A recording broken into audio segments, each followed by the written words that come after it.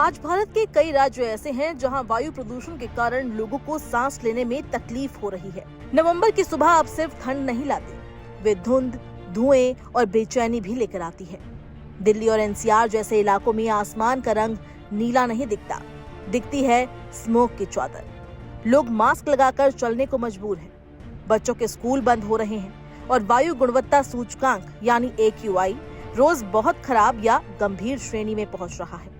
हर साल यही कहानी दोहराई जाती है। खेतों में पराली जलती है, सर्द हवाएं थम जाती है और शहर जहरीली चादर में लिपट जाते हैं। सवाल ये नहीं कि हम इस स्थिति तक कैसे पहुंचे, बल्कि ये है कि हम इससे कब और कैसे निकलेंगे।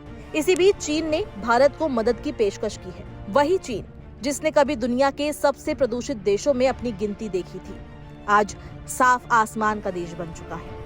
बीजिंग स्थित चीनी दूतावास ने हाल ही में कहा कि चीन अपने अनुभव भारत के साथ साझा करने को तैयार है। करीब एक दशक पहले चीन की स्थिति भारत जैसी थी, या शायद उससे भी बदतर। सर्दियों के दिनों में बीजिंग जैसे शहर में सूरज की रोशनी देखना तक मुश्किल हो गया था।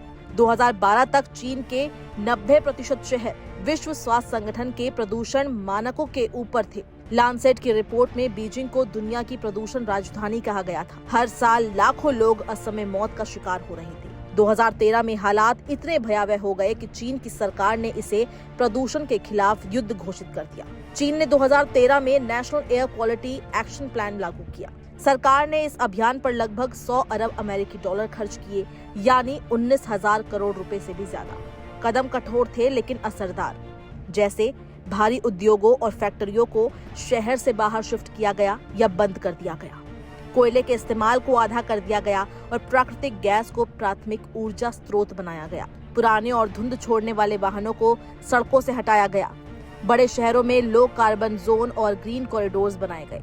घरों, स्कूलों और अस्पतालों में कोयले की जगह बिजली और गैस हीटर लगाए गए। शुरुआत में तो लोगों ने इसका विरोध किया, कई उद्योगों को घाटा हुआ, लाखों नौकरियों पर असर पड़ा, लेकिन सरकार डटी रही। परिणाम सामने आने लगे।